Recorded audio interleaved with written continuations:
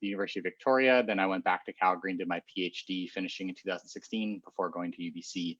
So that's kind of my coaching / volleyball involvement.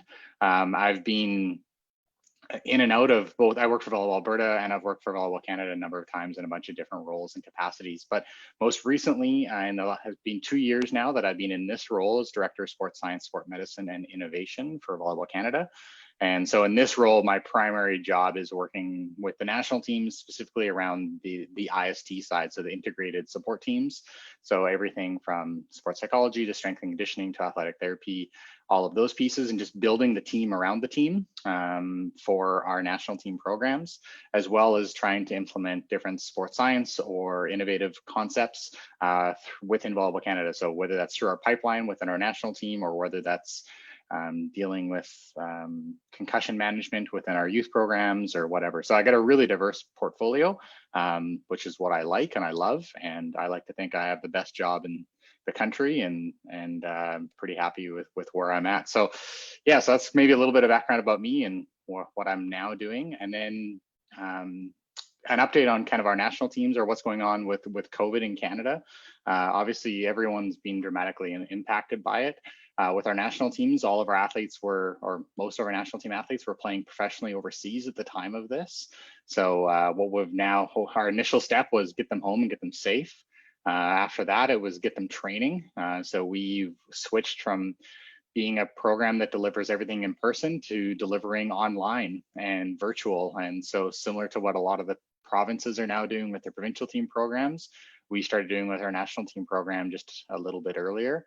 And we've been doing that now for 3.5 months, delivering our national team program and supporting them virtually. With the exception, or with the continuation of that, I should say, as of today, we have our men's national team back in training for the first time in the summer. So they started up today, and we have a 3-week training block going on in Gatineau before our athletes are actually returning back to playing pro earlier this year. So the FIVB calendar is being shifted by a month, so they'll end a month earlier, which will be great next April, assuming some normalcy happens, and we'll continue on with Volleyball Nations League. But yeah, so we just got a little bit of training block in now, which is great because we're happy to ideally get a return to training and monitor the return to training of our national team athletes before they head back overseas. So hopefully get them a little bit healthier before they head overseas. So that's where the men are at. The women just started in the weight room today in Richmond. Different provincial guidelines and regulations allow different things to happen. So we were able to do more training in Quebec than we are in BC, but we're in the weight room with some of the women's national team that are local, and we're looking at having some sort of a modified training program or on-court options for those athletes that are local. But again, the women are, for the most part, heading overseas, and beach is also up and running. We have our training center open for those teams that are choosing to join the training center. They're open in Toronto indoors, and then some are not being part of that, and they're doing their own thing either down at the beach in Toronto at Ashbridges Bay, or some of them are down in the States because there's some AVP events starting up. So that's a bit of an update on us. Lots of things moving on. Around. What's I know there's a couple coaches with the Ontario provincial teams here, but what's it been like online training? What's been surprisingly positive out of it, and what's been frustratingly difficult out of it? It's a really good question. Surprisingly positive. I think our compliance has been incredible with the national team. So compliance to, like, we usually do daily check-in stuff. Now we're doing weekly check-ins with our athletes, but then they have like a workout program that's on their phone. It's an app-based software that we use. And so they're using that, and compliance is just fantastic. So they record all their weights and reps and sets, and how much we can accomplish without ever being face-to-face from like strength and conditioning perspective, for example, is incredible. So I think that's one that I would say is definitely been a success. I think frustrations is being probably just trying to schedule different meetings. You know, we're used to just having the athletes in our training center. It's like, oh, we're going to have a nutritionist come in and give a talk. Now we have to figure out, okay, what's everyone's schedules, and does that work with everyone's schedules? And as much as you would think everyone's sitting around with nothing to do, a lot of people got really busy, and even our athletes were really busy giving talks like this and webinars and podcasts and starting up their own side jobs or doing some schooling online and taking classes online. So our athletes were actually quite busy, and the scheduling aspect of it started to become a challenge for us. But those would be a couple. Yeah, that's cool. All right, so we asked Kerry to come in and talk science volleyball with us. What I want to do is I sent out the 3 topics we wanted to sort of focus on. And what I'd like to do is provide you guys the opportunity to ask questions. So if you guys type your questions in the chat box as we go along, and we finish each of the main topics, what we'll do is we'll go back and address the questions. We'll just get you to turn on your mic and come on and ask the question to Kerry. And then we'll go from there. And if it leads us down another discussion, we can go for that. Kerry's sort of given us a length of time. Last time we went for 2 hours, so that's Vicky's got the record so far. So we'll see if Kerry can beat that because we just want to have discussion. So feel free to type in your questions and we'll get to you when we can and between each section. So the first one I wanted to talk about is sort of rehash what we sort of talked about with Vicky, with the LTAD 3.0, the new things that we saw in it, or what I saw in it, was the gold medal pathway and the athlete development matrix. And when you and I, Kerry, talked before that you've sort of been more involved with the gold medal profile than you have been with the athlete development matrix. Can you give us sort of a sense of, in general, where Volleyball Canada, what they're doing with this information, how they're approaching implementing it, and where do we stand right now in terms of implementation of these things? Yeah, good question. I think the first thing, to be brutally honest, is that for us at Volleyball Canada, it's all relatively new for us as well. So the development of these pieces and these resources and tools is not something that's been historical within Volleyball Canada. A lot of the sports that have been doing this a lot longer are those that tend to be more the engine-driven sports, where you can assess an athlete's progress by looking at a stopwatch. Whereas in our sport, it's really, really tough to measure development of athletes and are they getting better and what really matters. And it's a very complex piece. So yeah, so 2 years ago, I embarked on creating the first and foremost piece that was actually driven, that Own the Podium really wanted us to have completed, was our gold medal profile. So as I mentioned, that is where I've spent the vast majority of my time, and it's an ongoing process. And it just, the more time you spend on it, the more complex it seems to get. And yet we're constantly trying to bring it back to something that is relevant to our staff and to our coaches. So yeah, so maybe should I share my screen, Colin? Does that make sense? So I can kind of give you the sample. Yep. I'll show the sample of what we're doing. Okay, let's do that here. So hopefully there now you're seeing my my screen. I'll make it a little bigger, but I'll zoom in a bit. Okay, so this is the summary, and it's just an Excel spreadsheet, and we're actually moving this away from this Excel format into a far more complex thing using a software suite called R. It's a computer programming statistical analysis software, and it pulls data from a bunch of different data sources and updates this on a frequent basis for us. So the main thing I'll take your attention to is this is broken into 4 main areas. So our gold medal profile has a psychological component, physiological component, a psychological component, a technical component, and then what we call like a daily training environment, or plus, or this is where also like kind of the life skills and kind of the soft skills start to try to be evaluated. So I'll kind of just break down each one a little bit. So if we go into our physiological tab, so each one, that's the summary tab, that's all being pulled from this one. So if we go into our physiological, this is our physical testing side. So here you're going to see there's a few key metrics that we're looking at. So we have spike reach, block reach. We have an agility test that we created, and I can go through all these as well. I think everyone knows spike and block reach, but we have a modified pro agility, which is a 3 meter, 6 meter, 3 meter, just to simulate the actual distances we cover in our sport. And then 2 others that we have on here is our attack velocity and our serve velocity. And these are 2 different metrics, assessments that we created as well at Volleyball Canada on how we assess these. From there, once we plug all of these numbers in, there's a bunch of different ways in which we score them. So for things like spike and block reach, we can actually get those numbers from other countries as well. So this is the one piece that FIVB requires every country to report.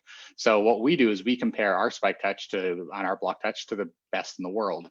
And then based on where our athletes are at compared to the best in the world, we have a scoring system that is allocated based on that.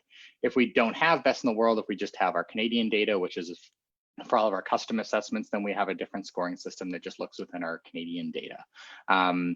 So yeah, so that's kind of our physiological. The other thing I'll just say is that it's changing rapidly. We are just in the process of purchasing some new force plates. And so now we're starting to use force plate analysis a lot more, not so much from the assessment from a total performance piece, but more to look at both return to train from injury, as well as to customize a lot of our strength and conditioning programming for each individual athletes based on things like force velocity profiling, determining whether athletes are force deficient or velocity or power deficient, and then customizing programming from there. So we have a lot more coming on the force plate side, but we're still trying to figure out exactly how we're going to put that into this as well. So we're more playing around in this area. Any questions on that? Do you want me to keep going here, Colin? I'll keep kind of flying through the different tabs. Nobody's typed anything in. Anybody want to click on the yes button and ask a question? No, I just say find it fascinating that we're moving more and more technology, putting it involved in our science part, right? I mean, the force plates are, I know working with FitQuest here and Capital Strength, that force plates are being used a lot more. So even for the club coaches that have clubs or have conditioning programs, I'm willing to bet the force plate will come in and be a lot more accurate for athletes. So it's kind of interesting we're getting into that. Cool. Yeah. Yeah, I could riff off on talks about force plates for most of this talk, but I'll save everyone the bore on that. So psychological, this is another area, and this was there a question? Sorry. Yes, please. Yeah. Interesting, you're using just a 1 rep max for your spike and block touch. Have you done anything with, you know, at the 30 rep mark or anything like that, like anything that gives you a better reflection of performance over a match? Yeah, it's a good question. So we don't use it for our testing purposes, but with the we use the vert devices in match. And so we monitor that a fair amount to look at fatigue throughout match. We actually have our own custom piece of software that matches our data volley files with our vert jump files. So we're able to tell the exact jump height of every single attack, whether it's a kill or an error. And then we can also look at jump performance of, say, just attacks over the course of a match. So we use it. We do have a fatigue kind of an assessment piece that we do on the back end, but it's not a component of our gold medal profile. It's a really good question. That's a really good point. We did, and I'll just to not bore you too much, but one thing that we have found a little bit is that for the most part, our athletes don't fatigue in jump height. What they fatigue in is their rate of force development. So we did a small study when I was still coaching at UBC, where we played a set of volleyball, or sorry, we had 12 athletes complete some force plate jumps, counter movement jumps. We played a set of volleyball and then we did the jumps again. Played a set of volleyball, did the jumps again. And we played 4 sets of volleyball and did the jumps before and after every single set. And what we found was that none of the athletes really dropped off, or there was no significant drop off in their counter movement jump ability. So they could all still jump to the same height as pre-match. However, the rate, so how quickly they could get off the ground was slowed down. So it's almost more of a reaction time piece that we see fatigue, not so much a maximal force production, and at least at our level. So we've seen the same thing with our vert data. When we look within a 5-set match, Stephen Marr is still jumping just as high in the 5th set when he's hitting a left side ball as he is in the 1st set. The highest ones almost all still come in hitting warm up, if anyone's wondering. That's usually everyone's PB happens still in hitting warm up, but I actually think it has more to do with optimal environments and the crowd watching and everything else, and they're really thinking about it. Everyone's PBs are in hitting warm up, and then after that, if you just take 1st set versus 5th set, almost everybody jumps the same height, but we know the fatigue's going to affect their rate, how quickly they can get to that max height, if that makes sense. Yeah, so that sort of leads to athlete's ability to deal with that type of fatigue, right? Because they're obviously able to handle that fatigue and then overcompensate that with other energy systems, or even mental energy or mental capacity to still maximize their jump. So that means they're able to change their timing, their approach timing, to get to the same height at the same time when they need to, if in theory the set is at the same location all the time. Yeah, so there's minor modifications in their biomechanical approach or jumping mechanics that they'll change slightly. So there may be a little bit deeper flexion or whatever that happens to be, but at the end of the day, they'll end up getting to the same height, which is good for us to know. When vert first came out, this was everything that everybody thought was, we just got to use this as a fatigue metric. And it was relatively early on that I noticed back in Calgary that the athletes didn't seem to be jumping any less in the fifth set than the first set. And I was kind of really surprised by it. So we did some more stuff and kind of realized we have a little bit of a glimpse into maybe why that is. Just explain what verts are, just in case there's people that are not aware of those things. Yeah, sorry. So they're an inertial measurement unit. They're about the size of a USB thumb drive. You wear them in an elastic band around the waist, and they use a Bluetooth sensor to connect to a phone or an iPad. And they are just made to measure jumps. So they give you a jump count, and they tell you the jump height of every jump that you take. They also give you some landing impact data as well, which we're just in the process of validating that. That'll be published here soon. Or going through the validation of that as well. So yeah, that's for a company out of Florida. The sensors are available in Canada, and yeah, it's a neat little tool. So have Kerry, those costs come down? Sorry, have those costs come down at all? I want to say they're $150 per unit, maybe something like that, maybe 200. So it's still about the same. Yeah, I'll be honest, we have a partnership agreement with them, with Volleyball Canada, so I haven't bought a unit in a while, so I'm not the best person to ask. Yeah, so yeah, I think that's the pricing, but I know Volleyball Stuff is the Canadian distributor, so if you check out volleyballstuff.ca, that's where you can get them through there, and they do have team rates and packages and stuff like that as well. So is there any effort to slow down the set or raise the set later on to counter the data you're finding? Yeah, I mean, it's interesting you say that. The reality is that the change in the rate of force production, we're talking like 0.2 of a second. Like it's pretty minimal in the how much time it would take. Where you would notice it actually more, where people would actually be impacted, would be how much you would expect your middle blockers to say be able to be in a full read and react. That's where you're probably going to see the impact in our sport, more so like with fatigue, as well as your defender's ability to make digs. You're probably not going to make as many, rapid and incredible digs as with the onset of fatigue. So that's my initial sense anyways on it. I don't think it would really change our attack height much, but it definitely could. You're not going to be quite as explosive, but it's going to be more of those quick reaction things that are going to be impacted in a greater fashion. Okay. Now you're talking about quick reaction and fatigue. What about arm speed and blocking? Arm speed of the attacker, you mean?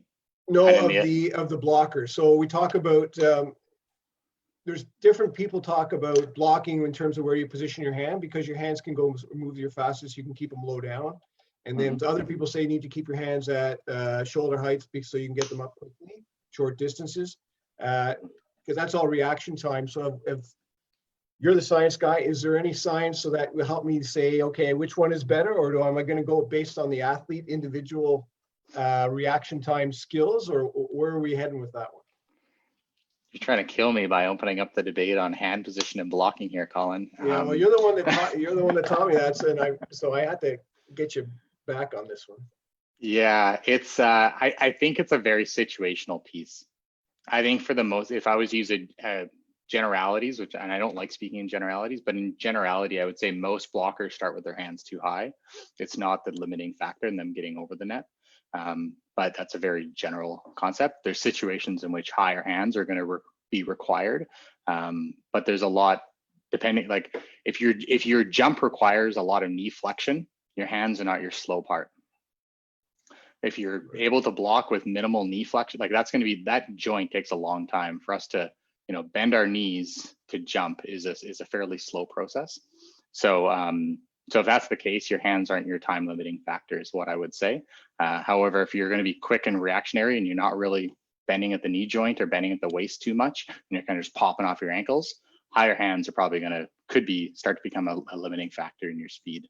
But yeah, we could also have a very long conversation on hand positioning and blocking, I'm sure. Yeah, it's got to be age dependent too, right? Or size dependent, developmental stage dependent. I mean, Yeah. When you're 6'8", there's a difference in a 5'3", 14-year-old versus a 6'8", 25-year-old as well, I would assume. Yeah, and I think just the only other thing is we're going to move faster laterally with more neutral hands than high hands. So if that's a key component of your blocking systems, then that would change the technique that you would maybe want to employ if lateral movement is a real requirement. Right. We don't move laterally, and we don't move really well in any direction with our hands above our shoulders. Right. So yeah, makes sense. Okay. Okay, awesome. Right. I'll try and go a little bit faster through some of these other pieces, and I'll say that these are all somewhat works in progress. So this was started in 2018, and we've kind of evolved it from here. The next one is a psychological assessment piece, and at the time we did a series of 3 different psychological tests. We actually had over 60 questions that were assessed of every single athlete. The athletes did a self-reflection. We also had a peer assessment, so another peer member assessed them, and then we had the coaches assess them. And it was on a bunch of different psychological skills. From those tests, they was broken down into a couple different variables. So we had a foundational psychological skills, a psychosomatic, a cognitive, and a mindfulness score. So our intent with this was to kind of have like a baseline level, go through a summer of training with our sports psychologist, and then have kind of an exit level and determine where athletes are at, and start to understand, does this correlate really well with performance as well and our better performers? So that's one way in which we tried doing it. Another one that we've done, and I would say we have stopped doing this truthfully because it's really, really time consuming. It's over 60 questions per individual. So you can imagine if you're the coach and you have to do every member of your team and answer these 60 questions, it's a really time consuming process. So we've dialed this back. We're actually doing something completely different right now because of COVID. We have a different psychological thing that we're doing that's unique just for this year. And we've also done some stuff looking at statistical analysis for psychological skills. So we did something what we called a red zone analysis, where we looked at athletes' performance in red zones versus athletes' performance in non-red zone environments. So red zone was situations where it was close score, late in match. And then we used our data volley data to assess how athletes perform different skills in that component of the match versus early in the match or when there was large leads in either direction. So we've done that as well and taken a look at that. And that's been an interesting one that we're kind of looking at a little bit more at the moment. And we use that one a little bit. And we will be using that in our gold medal profile that we submit this fall. Yeah, so that's kind of the psychological. One thing I'll just mention to this group is we're really hoping to have a psychological assessment component or process that we can share with our provincial bodies as well as they can share with their clubs to try and get assessment of like a self-assessment check-in piece around psychological skills and start to understand where athletes are maybe feel that they are weaker, and then what are some resources that we can do to try and address those areas and provide them some resources. So this is on our radar, something that we really want to try and help our club and provincial teams with moving down the road. But it's a really complicated one. One thing I'll just say is we've looked to other NSOs, so other national teams, to determine how they're doing this.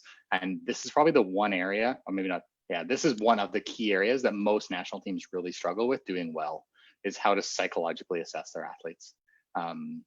So it's a continual work in progress, and this is what we had at the time, and we're continuing to adapt it from here. All right. Next up, it's almost embarrassing to show this now because it's gotten so much higher from here, and we've gone so much further and deeper. And a lot of the work of Lionel, who's our head scout with the men's national team, has done a lot of work in this space. But this is what we were doing at the time. So this is our technical skills. This is based off of our data volley data from the game matches that we play within a season. We would filter through key matches, often only looking at matches against, say, top 12 teams in the world. And then we pull a bunch of different stats. So in here, you're going to see things like serving. This is for setters. The stats that we were looking at were serving, fast sets, high ball sets, middle sets, blocking, and then they get an overall score. And then we do that, and then we have, for left sides, it obviously varies a little bit more. It doesn't have the setting as much, but it has the receive. And we can kind of go skill by, or position by position, and break this down. Yeah, and then our coefficient is actually ranking the way, sorry, the coefficient value is just it's a statistical calculation based on a bunch of different statistics within that skill set. Often it relates most closely to what is like the proportion of points earned, is kind of how it's based. And then the way we rank it in this one right now is just showing it's actually ranked against just each other, but now we've taken that, we've thrown that out the window, and now we're actually ranking all of our stats against everyone else in the world. So when we assess the serving of our setter, we're assessing it first all the setters in the world, and how do our setters stack up. So this is the one that's probably the most looked at by our coaching staff, the one that they really hang their hat on, and one that probably makes a lot more of the impact on our pipeline athletes and our next gen athletes, on which ones are trending and tracking towards senior team, or junior team athletes that are definitely tracking towards senior B team or next gen team. So this is one that's, yeah, really key there. And unfortunately, the final or the version that we now use, I can't show you quite yet, but we're pretty close to being able to display some of it. But it's also some stuff that's proprietary that we don't want other nations to see, and how we're doing that as well. So that's some of the statistical side of it as well. Just a couple things on that. Brenda has a question about why not separation of back row attack.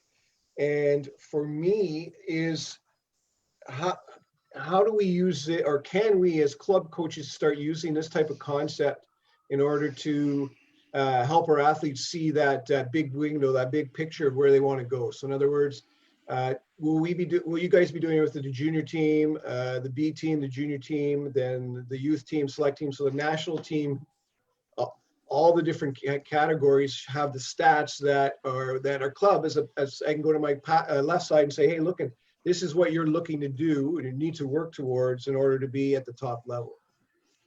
Yeah, we have that already, and it's a continual work in progress. But we have, under our gold medal standards now, we have our physical testing standards at every level, and I can pull that up here as well. Let me just, one sec. I just realized I didn't open that document, so let me just grab it here quickly. And don't forget to answer Brenda's question. Yes. So the question, yeah, on the back row, we definitely are incorporating that now. So now, I mean, we go a lot deeper. We have back row based on which rotation they're in.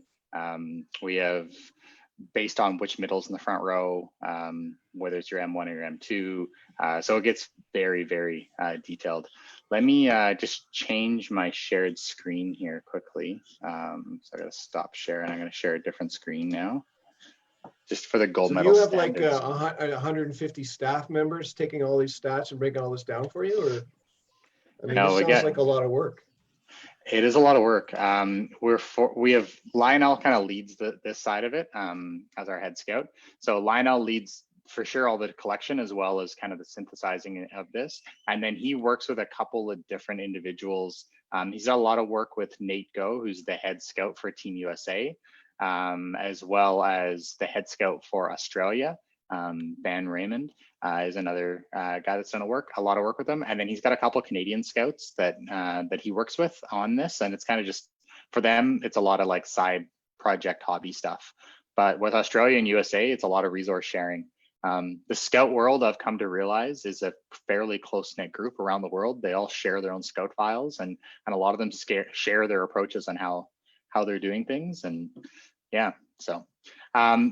Okay, so here's just something quickly. This is something we developed a couple years ago now, and we're just continually updating it.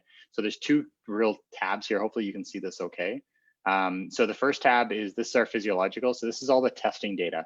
So if you take our senior team, senior A team, A and B team, sorry, and we look at our setters, what we have here is spike reach, the average, the best out of all the setters, and what the minimum was that made that team.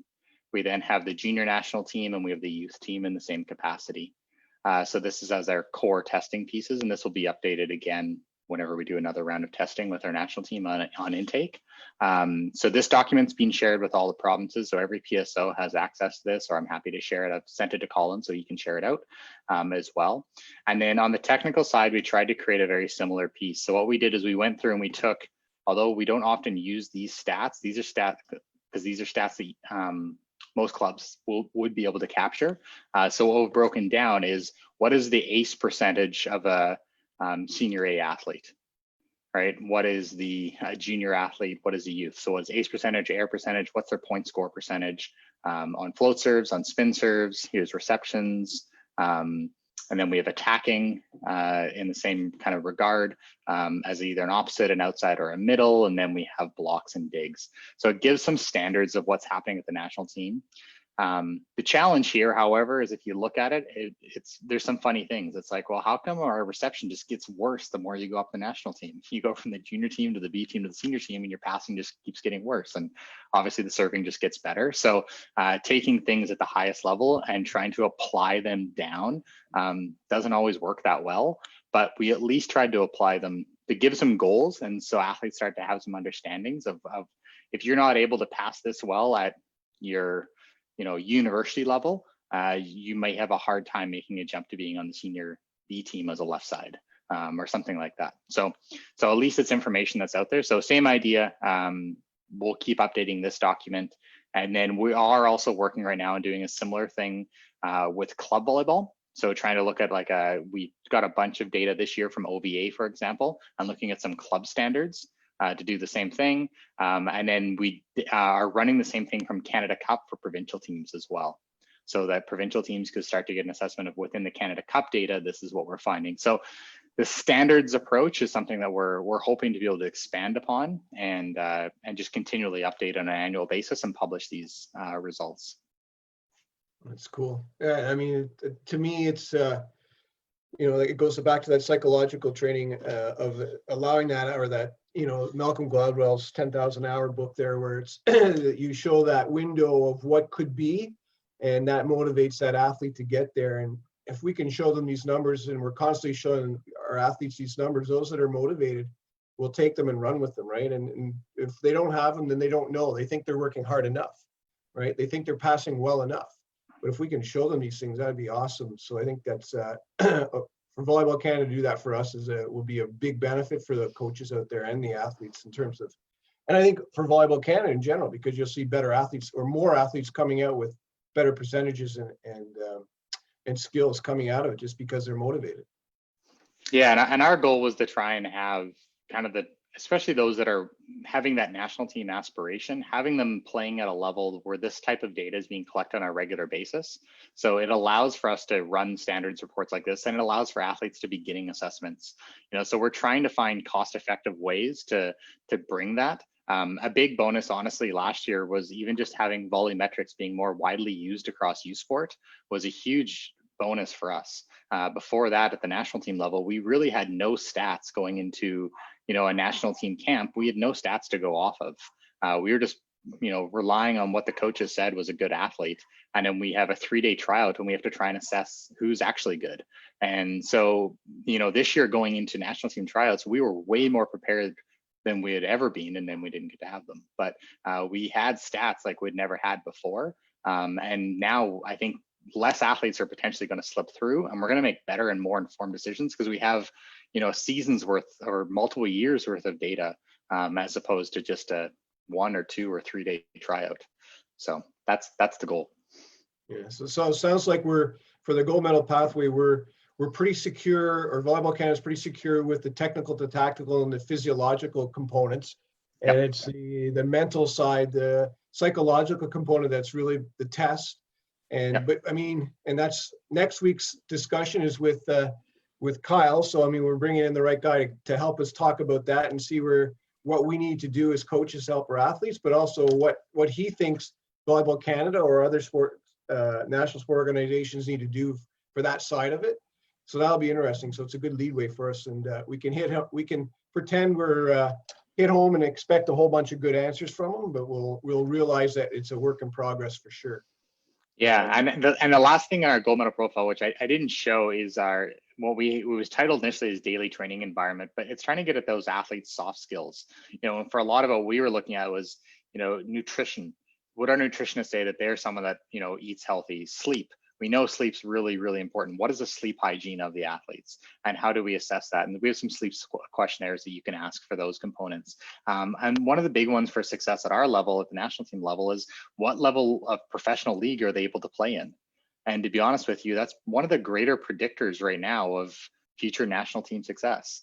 If you're heading over to Europe and you're going to play in Italy Div 1 fresh out of university, you got a pretty good chance that you're going to make some waves and impact on the senior national team.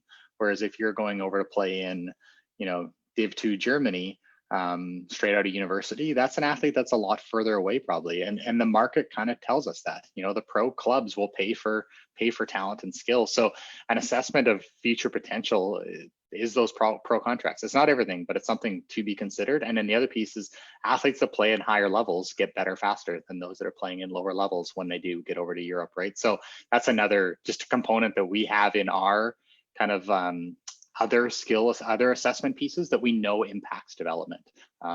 So those are some, and then I think there's just some life skills. Those athletes that are able to manage the daily stressors of life and balance the schedules and make everything work. Those are athletes that often can have success at the high level. Not necessary, but it's definitely more of a nice thing to have. Yeah, I think, one, obviously you need a good agent by the sounds of it. If you want to make national team, you need a good agent to get you up there in get a good pro contract.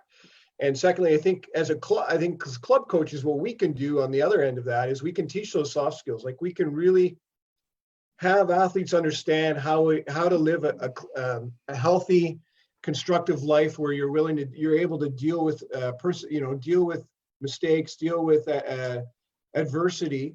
By teaching them growth mindset, teaching them perseverance, and we can do that through our practices. We can give them those opportunities to develop those skills. Because just being an educator at the elementary level, you see the amount of kids that don't have those soft skills, not just in sport, but just in life in general, and how they have a hard time dealing with adversity.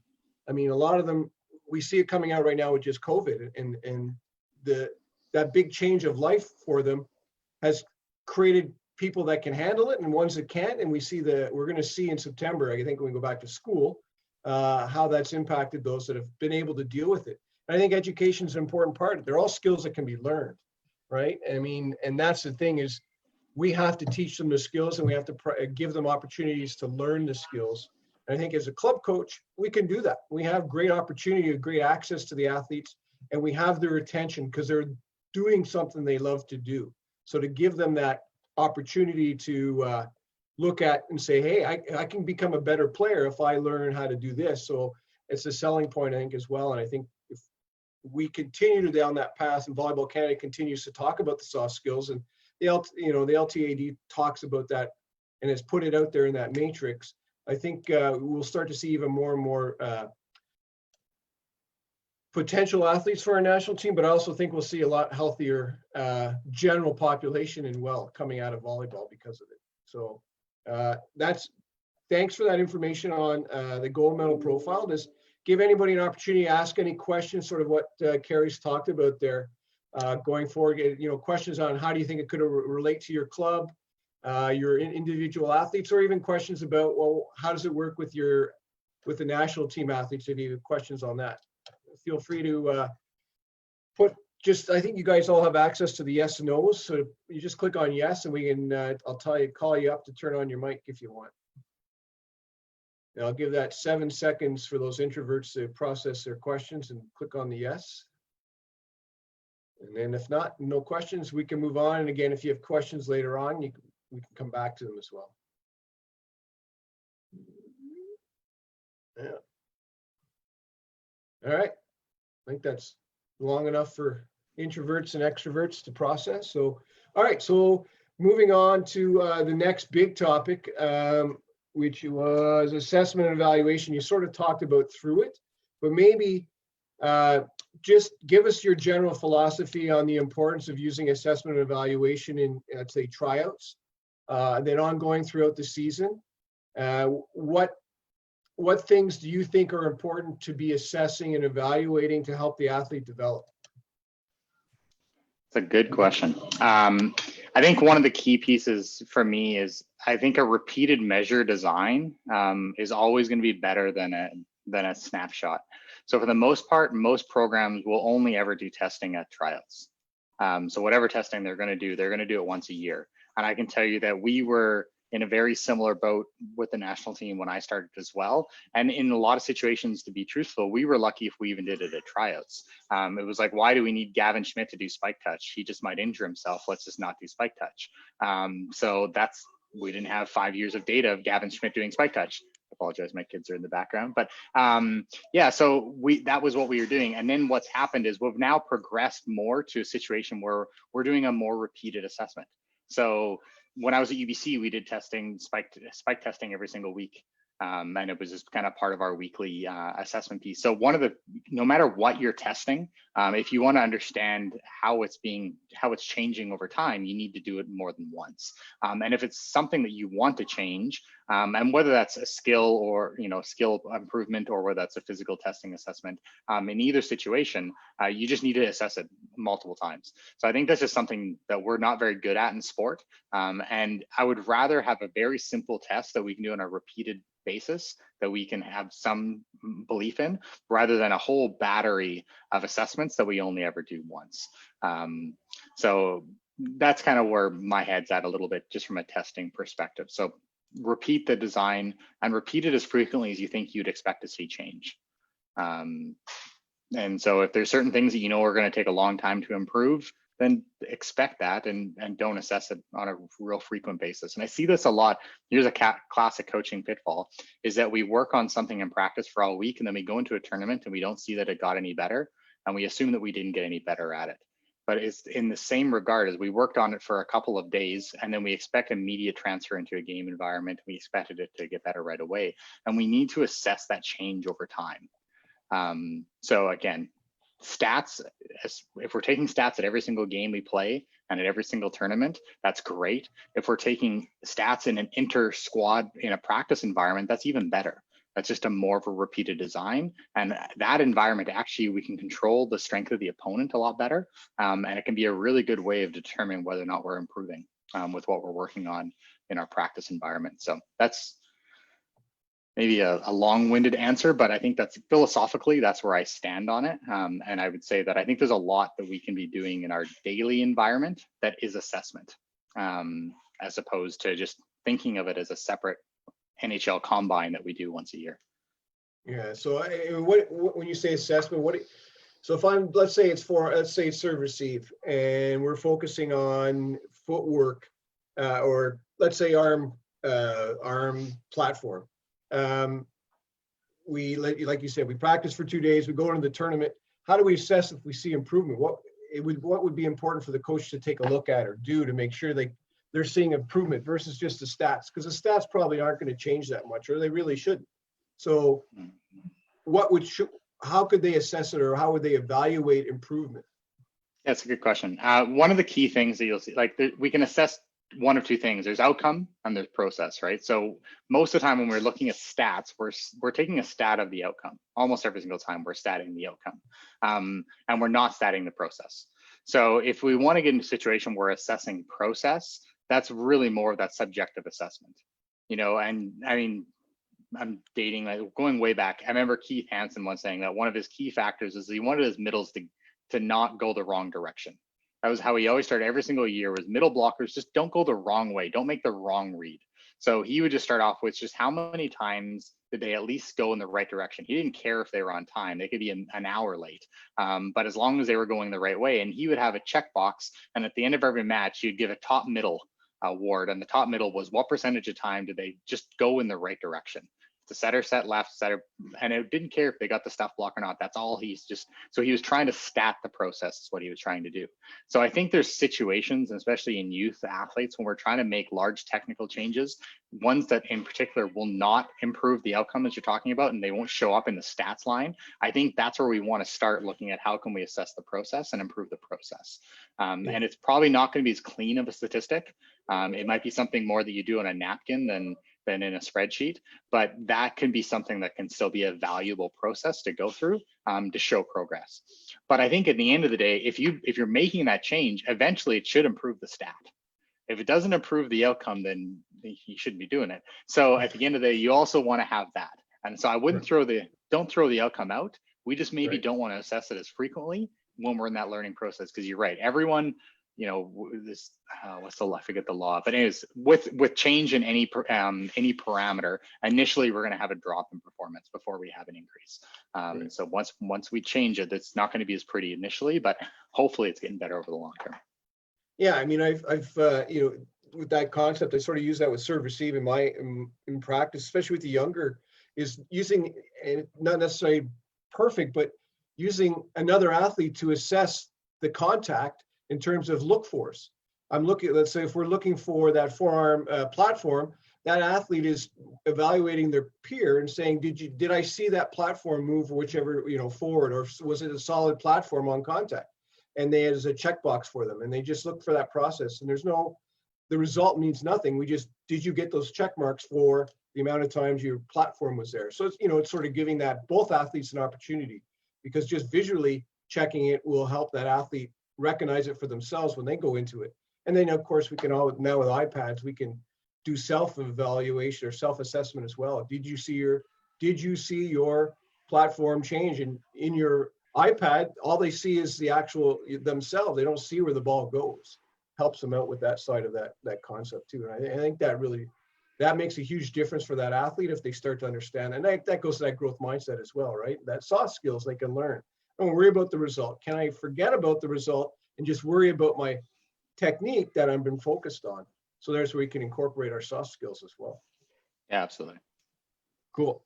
All right, so that's assessment evaluation. Does anybody have any questions on that? We sort of went over it quickly, but it was sort of the idea that we process and outcome are different things and used at different times. Outcome is sort of that's where am I at with my skill in terms of the result, that external motivation, wherein process is trying to accomplish or change something in my skill to get better at it. And it takes time to do that. Yeah, maybe one thing I'll just mention on the assessment piece with the physical parameters. So if we just need to be really cautious of developmental age versus chronological age. And that we're quite often going to see that early maturing athlete have better physiological performance numbers than that later maturing athlete. So, and that's just something we just need to be somewhat aware of. It's a tough piece to really try and lock that down, but just keeping that in mind, we do see, and we're doing a bigger assessment of that right now. It's one of the projects I'm working on, is a relative age effect in our sport. So what that means is those athletes that are born in the first half of the year versus the latter half of the year, are they more likely to be selected to certain teams? So we're doing I'm doing a historical assessment in the last 10 years of national team rosters right now. And right now it's turning up that it's there. We are definitely selecting more athletes are making the national team that are born between January and June than July and December. And it's still ongoing. We're looking just in women right now. We still have to do the men, but it's something that we just really need to be aware of, that we aren't just selecting the early maturing athletes. There's a really good podcast that, a webinar like this that USA Soccer just recently put out, talking about how massive the relative age effect is in minor soccer in the US. Like, it's a pandemic down there, and they really need to do something. And they are doing something about it. They're changing all of their age classes, and to try and address the issue that they're having down there. They're actually going to the point of, in certain regions, they're selecting regional teams based on, this team is only January to June, this team is only July to December. And so you're going to run 2 18U provincial teams, and they're broken by age month as well. So anyways, just something to be aware of. Yeah, so that's just, and then the other piece that I'll just mention as a bit of an aside is that what we find is that the setters and liberos, for the most part, their technical skills are pretty strong predictors of their overall performance and future success in our sport. So those that are technically putting up some good stats numbers, in their junior national team, youth national team levels, are usually the ones that'll hold a lot better as they go through. Whereas on the other positions, the middles and opposites and left sides, their physiologic, like their spike touch numbers are actually fairly predictive or I would say more predictive or mean more. So the physiological side of it is really more important for certain positions in our sport, whereas the skill and technical side is more important in others. I forgot, I want to mention this, tryouts, using physical testing in tryouts. You see across the clubs, they do the exact same physical testing for every single athlete. So your 18U athletes doing the same physical testing as a 13U athlete, which in my mind, again, there's some problems with that, but I think more on the side of the technical skill side becomes a bigger issue. For me, I don't need to know if a 13U can pass a ball. I need to know if they're athletic, right? I mean, my perception is if I'm a coach and I have an athlete, I should be able to teach them how to form pass a ball. Versus if I have someone that can form pass a ball, but they can't run, their speed or their quickness is so slow that they never get to a ball anyways. Do we have to be careful of that when we start using these types of same testing through the whole age group? Well, especially at the youth level, if we're using any sort of physiological assessment, we're basically just picking the early maturing athlete. That's where it's even more of an issue when they're still in their developmental ages. Those that are more developed are going to perform better than those that are less developed. So it's a real challenge, I would say, at those youth levels. And the value of physical testing at that age to me is pretty minimal. If we're talking 13, 14U, I don't see a huge value, to be honest, because I think a lot of it can change. And I think it's a real challenge. Trying to predict athleticism in a 13, 14-year-old is a really, really tough thing to do. And predicting how much someone can improve is not something that we can assess in a tryout environment. Those are things that takes months to understand, how well an athlete learns and how quickly they can adapt and change motor patterns. So I think it's a really tricky environment to get into. And the same thing, if we assess just form passing skills, the kid that just did a 1 week prep camp is going to look a lot better than the athlete that has never played volleyball before. And we're going to pick the kid that did a 1 week prep camp time and time again. So we need to be aware of that, that those are all factors. And in an ideal world, we're able to look at progress over time and see how an athlete improves and develops over time and make a selection based on that. But I don't envy anyone in select. I hate doing selection camps, and I just don't think there's a great way of doing it. I think we just have to accept the fact that we're going to be probably wrong more than we're right.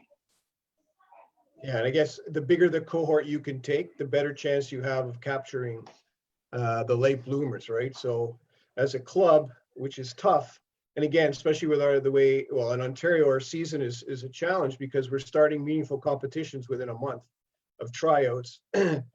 So you have to be careful, but it would be a great opportunity if we could select 30 kids, 40 kids, or keep as many kids as you can and let them train for 2 to 3 months, get to know who they are, get to see them, who's coachable, who has the athletic components, and give them a chance to develop the skills and then sort them at that point.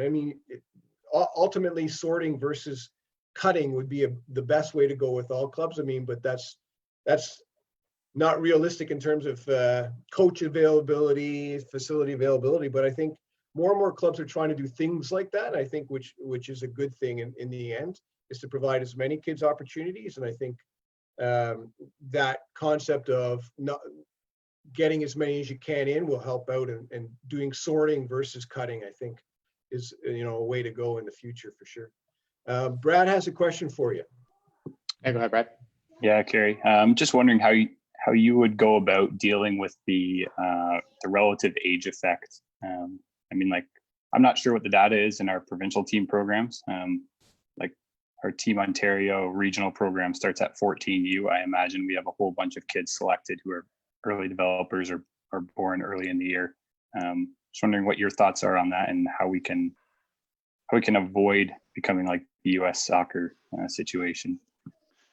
Yeah, the one thing I did when I was with the youth national team, and I think everyone can look at is look at birth month. and try and assess like, hey, are we just selecting a whole bunch of January athletes here, and be aware of it? Or if we see that athlete that's like, you know what, I think there's some potential, but they're just a little raw, and you look and like, oh, they're born in December. It's like, yeah, they're 12 months less developed than the other athlete chronologically anyway. So maybe we want to take more of a chance on that raw athlete that's born later, or maybe not a skilled athlete, or maybe is not as physically mature or is physically impressive, the one that's born a little bit later. But I think the biggest thing is no birth month.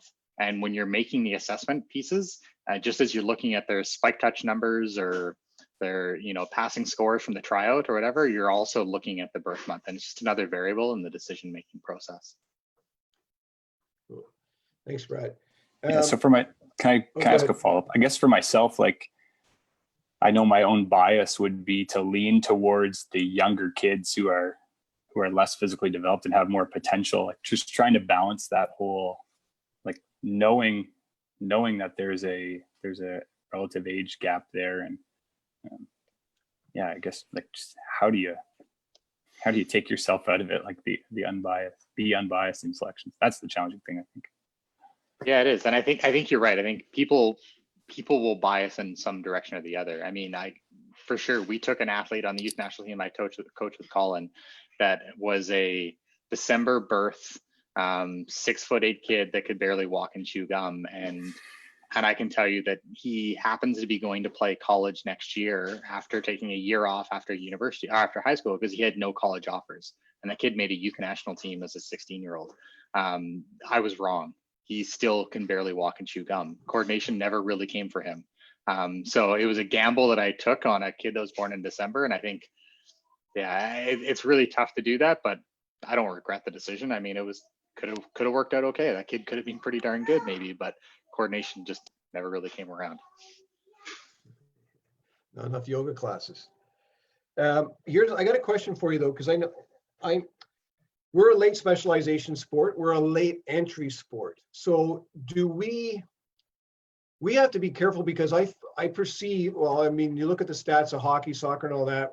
I think the best athletes tend to go into those sports early on, right? So we're not getting necessarily the best athletes overall coming into our sport. So I think what we should be looking at is we're getting the best athlete at the younger age that didn't make that high performance, that team in another sport because they were younger age.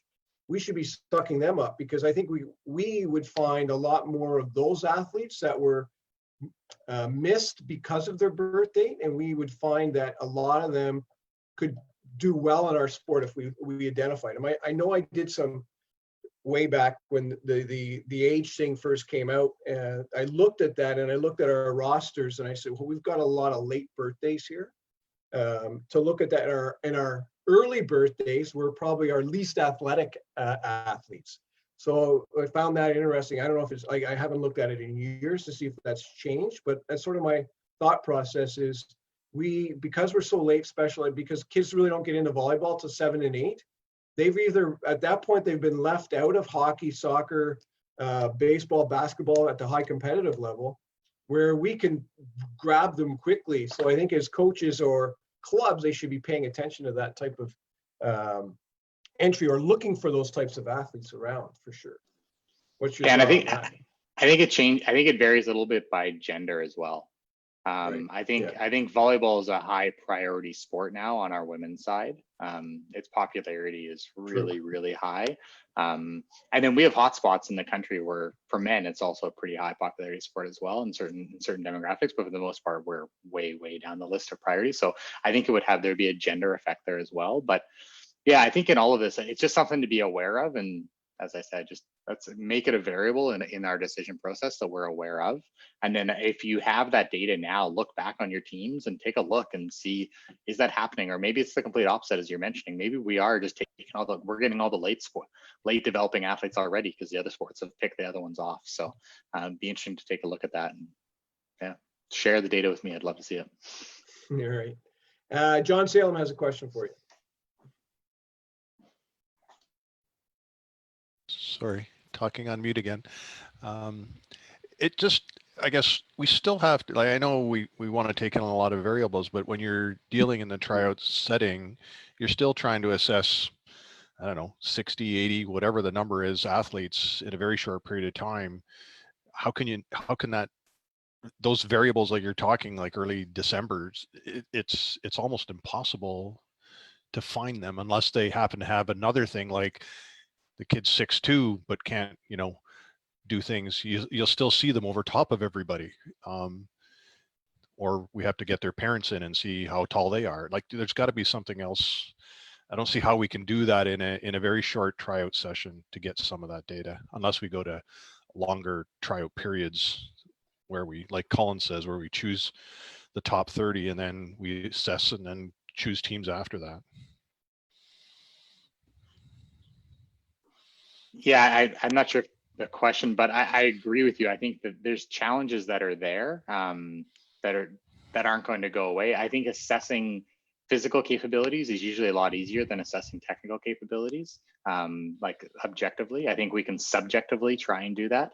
There's some pretty good evidence actually that our subjective assessment of expert coaches is quite strong across a whole range of sports. So we can subjectively watch an athlete perform a skill and be fairly predictive of how they perform that skill in a game from a statistical perspective. So we know we can rely on the coach's eye to do a lot of things and speed up the process. And the same goes true for physiological.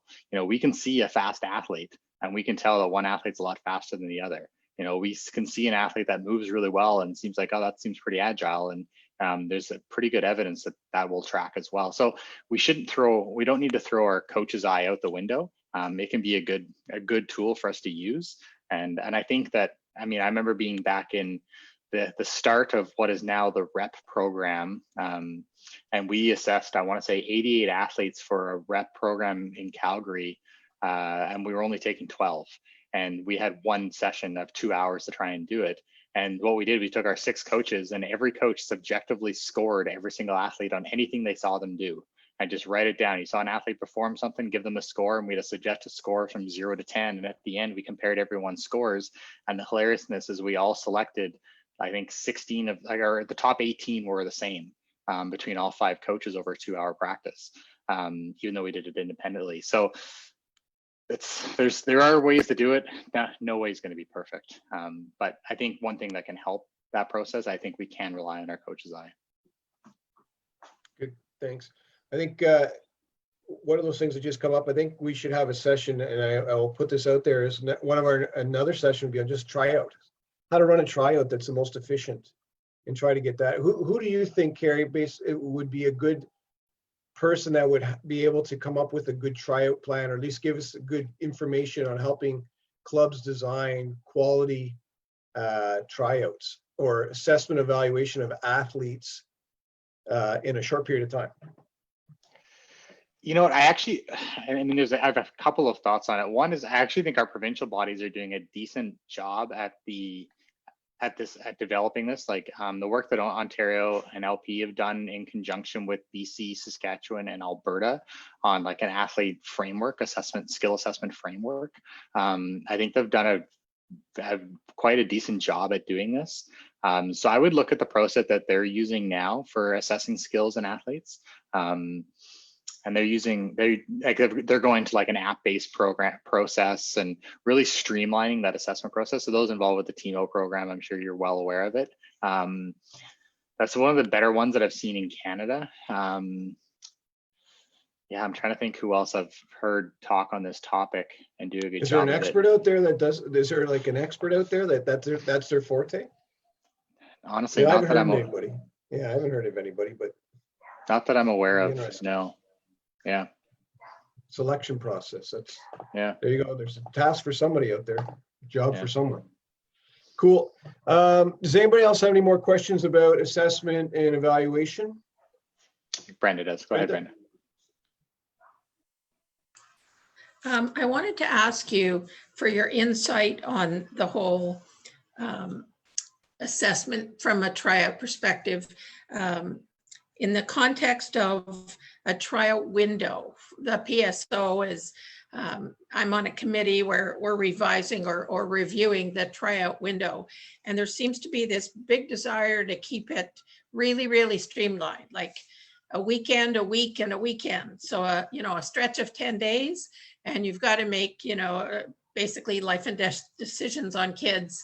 And in many cases, kids are trying out for more than one club in that 10 days. They might have 4 days in a row on court after having none. And then you make some choices, and then you find out one of the kids is going to another club, and you know, it's just a chaos. And I've always felt that, why are we in a hurry? You know, why can't we do this, you know, over a longer period of time? And there's a lot of coaches that, you know, I just want to pick them and get on with it. And I think we have some pretty special kids fall through the cracks in the name of speed. And I just wondered what you think should happen in that context. Should it be a 10-day thing? Should it be a month? What do you, just, you know, sort of your personal opinion based on your expertise? Sorry, thanks, Bretta. That's a really good question. I think it's a really tough process, and I've listened in a little bit just over the years, specifically in Alberta, and how they've tried to tackle this. So I'm a little bit aware of how they've done it. I've been out of the club system for a while, so I'm not the most up to speed, but obviously we're going to make a better decision with the more information that we have. So rushing anything from a selection process, I don't see that being the best process of going through. I think it's a tough situation though, because it's also a really high stress environment for the athletes. And my fear with stretching it out is honestly more the psychological impact of them going tryout to tryout and being on pins and needles and not knowing. But the more information we have over a longer period of time, the better. I remember, and I know this is fantasy land, but I remember a while back pitching the idea, and I was in Calgary at the time, and I said, for boys tryouts, why don't we just have one tryout for the city? I mean, can we just have like boys tryouts in the city, and we're just gonna, it's all the clubs are gonna come in, and all the clubs are gonna watch, and we're just gonna make teams, and we're just gonna play, and then at the end, you're gonna pick athletes, and it's like sending out offers, you know, and then athletes get to choose or not, and I'm like, and then we get all the testing done, and I'm like, because it's same idea. We had athletes. I remember athletes would come running into tryouts, and they'd have another number painted on their calf from the tryout they just came from, and I'm like, I don't think you should be trying out right now. I think you should be eating dinner. So yeah, I think the whole process is really tough, and I'm sure my idea has tons of flaws and why it can't work. Well, you're suggesting that adults could work together. Yeah. That's the hardest part of that. That was the same idea I had, Kerry, here in Ottawa, and I always thought it would be a great idea. It empowers the athlete versus empowering the club, and it makes it so much easier for that athlete if they were just in a huge environment where they were going to be schmoozed versus them trying to schmooze us by showing up and, like you said, stressing it out. Again, but as Brenda said, it's we have to take the adults out of amateur sport to get the right thing done. So until the egos can be checked at the door, it's going to be a tough sell. The other part of the tryout process that I think is flawed is the idea that all ages try out at the same time, both genders, all ages. So everybody's like really stressed for gym time. So the quantity of hours that you actually look at a given kid is pretty compressed because you got another team coming in on their tail. And I've often thought that maybe we should be doing the 18s, you know, and then some 17s can try out for that. And if they don't make it, then the 17s is next. And, you know, you kind of waterfall it down and yeah, we just don't seem to have the time. Everybody wants to get it done really quickly. And the earlier, the better. You know, they'd be happier if we were in August or even the week after nationals for the next season. It's just crazy. Yeah, I think we could, like, it used to be in Alberta that 14U tryouts weren't allowed to happen until the new year, and then 16 or 15 and above could happen starting beginning of December or whatever. So they were split that way. The youngest age group started up in January, and it felt like it was so easy for them. They had, you know, it wasn't that big of a challenge. They had lots of time, and yeah, so I think there's definitely some merit to making sure that you have enough court space and resources allocated to do a thorough and capture as much data, make as much of it as informed decision as possible. It's a great topic. So I'll put something together and see if we can have a discussion on that, because I think it's a relevant topic. The only thing I would add is, I do like the idea, if we're trying to promote multi-sport athletes, we want to try to, if you could select your team, and I'm sure there's a lot, like Kerry said, flaws in this, but if you could select your team in June and then let your team go off and do multi-sport, and they could do some, do some of the other, you could do some basic training stuff, but outside of their whatever other competitive soccer, lacrosse, whatever they're doing. And then you don't have to necessarily get back and stressed out in September when school is starting and all that. You can let them finish off their summer season, have that break in September, get into school, their academics, let them focus on that, and then start your preseason training in October. I wonder if that option would be something that would be beneficial to the athletes, especially at the higher ages, like 18, 16, maybe 16 for girls, a bit different, but 17, 18U for girls and boys. Other than me selling my trying to poach a player from another club, there's not a lot of change in teams at that age group. So I wonder if that would be and everyone's fresh coming off the same training experiences. So they've all had the training same level. So some haven't gone to camp, some weren't at a national team program or provincial team program, whereas the others had to work for the summer to afford to be able to pay for club. So they don't have those reps coming into that tryout. It's sort of a more even playing field for all the athletes trying out. I don't know if that would, I'm sure there's a lot of issues with that, but to me, that always made a little bit more sense. But you have to worry about that coach that says, oh, you're on my team, now we're starting to train June 22nd and you can't do anything else. I mean, there have to be strict guidelines on that, but it would be interesting. I wonder about that sometimes. I'm glad it's not my job to figure that out. Sure it is, with science behind it. All right, let's move into our big topic, the last one, the one that no matter what level of your coaching is a big concern in terms of how you approach your training sessions, your seasonal planning, and your concern for your athlete overall. Let's talk about injuries. Specific to volleyball, overuse injuries and then the overtraining injuries are two components I'm always concerned about. In Ontario, we mix our high school season with on the female side, we mix our high school season with our club season. At the junior level, so grade 9 and 10 volleyball in Ottawa, we actually have our junior high school season during March, April, which is our high competitive phase, our championship phase for a club. So there's a lot of issues I see over time.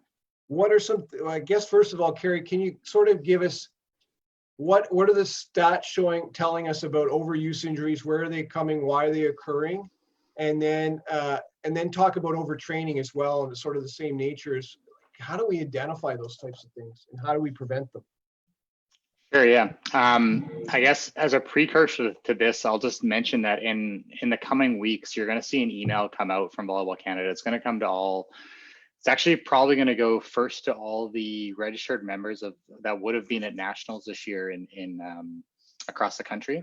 And it's a survey. It's actually a 1-year retrospective survey for athletes to complete on injuries in this past year.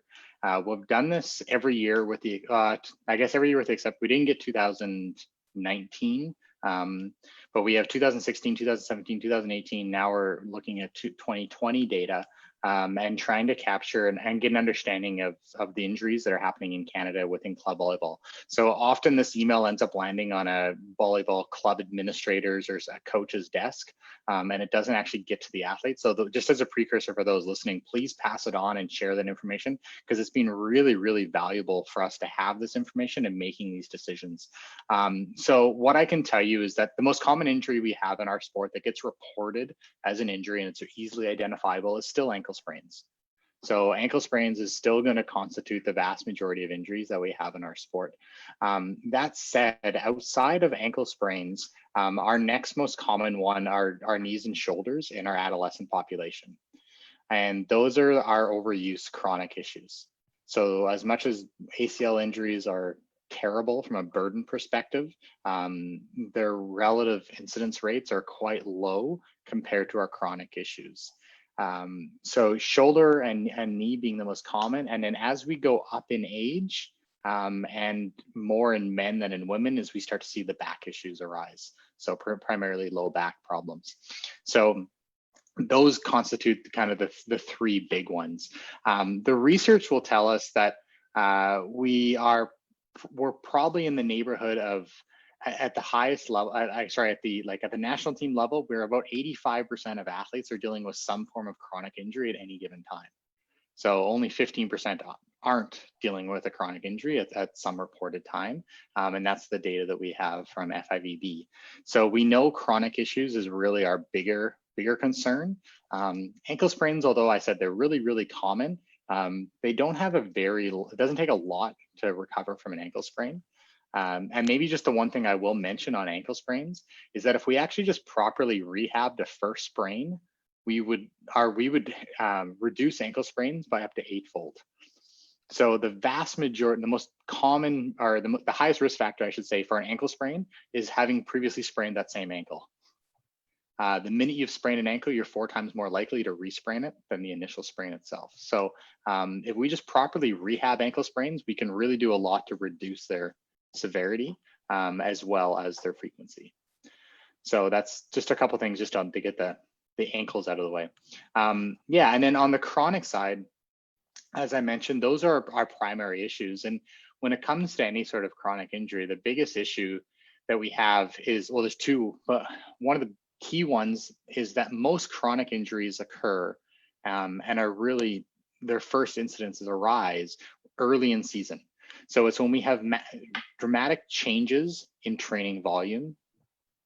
So if we think of our situation even now coming out of COVID, and I just gave a little talk on this to some NCAA coaches, is that if you go from sitting on the couch to running a marathon, you know you're going to injure yourself.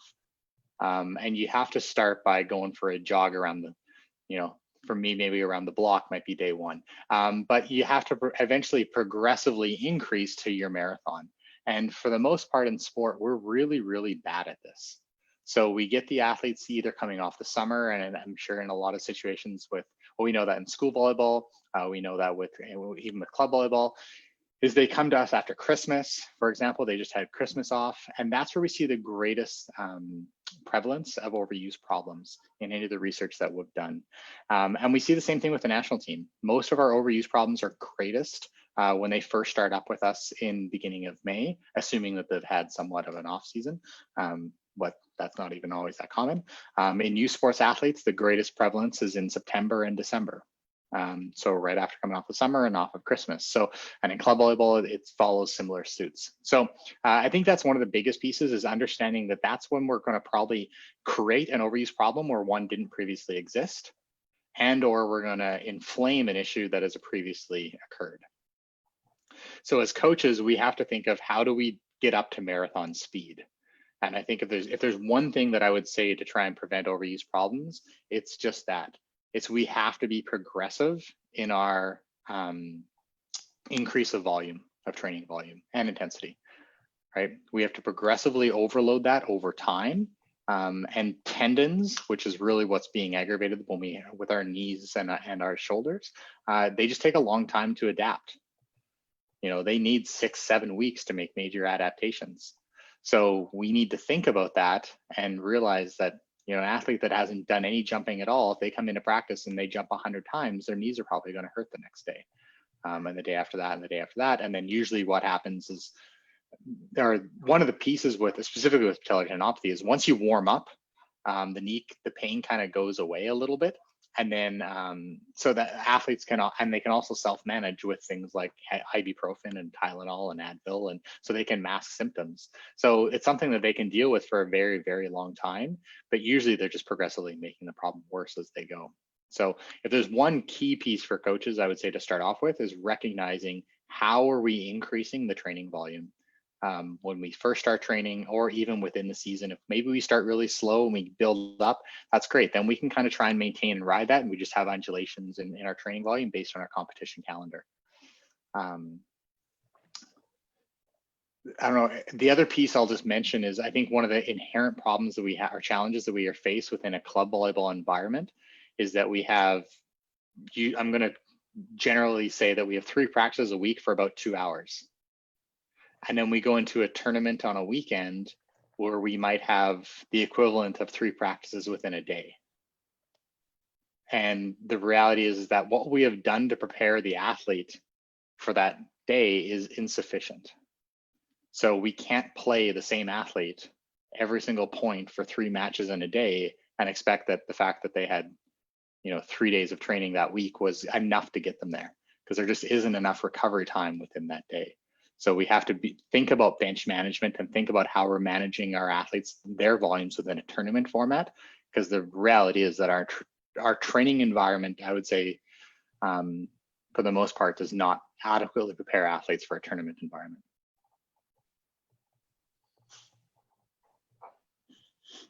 Gotta write that down. I can stop there as I'm starting to feel like I'm on a soapbox. So. Yeah. Prepares.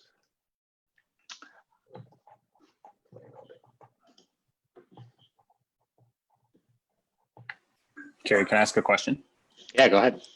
So if our training at the club level isn't preparing us for tournament play properly, would you suggest altering our training to more reflect what a tournament looks like, or would you suggest altering our play to be more like once a day competitions? I think it depends on context is really important here. I think in most context, altering our training is not feasible.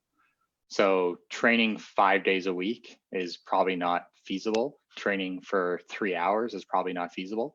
And really at the end of the day, I mean, the tournament format that we're going into is a unique one-off that you only see in adolescent sport. The minute that athlete turns 19, the odds of them playing more than 2 matches in a day becomes very, very low. So I would say that for the most part, I think our tournament environment either needs to alter, or even better yet, in my opinion, is we just need to manage our tournaments better. And I see that the top teams do not rest, or not even the top teams, most teams do not rest their top athletes sufficiently enough.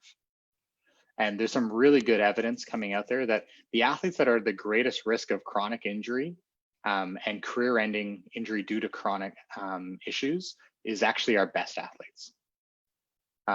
So we need to really there's a great paper that was written by one of my co-supervisors, Dr. Roald Barr, and it's called Demise of the Fittest. And basically what that paper is getting at is that we're destroying our biggest talents in sport because we do not give them the days off. We do not give them the rest. And those same athletes that are your best volleyball player are probably also the best basketball player on their school team or the best soccer player on their community team or whatever else. And so they don't get the rest anywhere and no one's giving them that time off. And those are the athletes that we need to be really cautious with. And that's a tough thing to do because usually that attacks the team's odds of winning a match and therefore attacks the ego of the coach. And that's a tough one to play with. I mean, even in practice, right? I mean, when you show up in practice, you need your best player practicing, but if they've just come off a basketball game, in theory, you don't want them to, but then your practice environment changes when your best athlete isn't there. And, the perception of the coach could be, well, wait, if I don't make my best player practice, while the other guys will say, well, why should I practice if they don't have to practice? And I think we create that mental barrier for us to do what's right. A lot of times, or what we know is right to do, and rest. It's better doing nothing sometimes. It produces more than trying to do too much. So I think it's that communication piece. I think we have to do to coaches to get them to understand that, and then within the coach, their team itself, is that communication between coach and athlete saying, "Hey, you're better to me when you're fresh and healthy, so I need to know when you're not. It's not a detriment to you that you don't practice today or you only practice stuff on the ground. That's not going to put you on the bench at the next tournament. It's just simply going to be, you're going to be fresher at the next tournament." And I think that communication link and that not even selling job, but that trust factor between player and coach is an important factor to develop in order to accomplish that goal. Absolutely. And I think one of the things that we've employed at the national team, and I brought over from UBC, is we do a daily pain score assessment of every single athlete. So at the start of every single practice and or every single game, we ask all the athletes for their pain we have a 0 to 10 scale that we use. And we record it and we write it down. And the purpose of that is to try and get some sort of a snapshot of how that athlete is doing from a pain perspective. Because at the end of the day, as I mentioned, if we have 85% of our athletes are dealing with something, it can't be if you report any pain, you don't play. We won't be able to feel the team. So what we have to do instead is recognize, okay, what is a level of pain that's acceptable? And are we able to manage and get this pain trending in a direction that we're happy with? And then when is it into a situation where it's really a problem and we need to, have some more significant adaptations or interventions have to occur. So the assessment using a daily pain score, I think, is something that can be a real valuable component.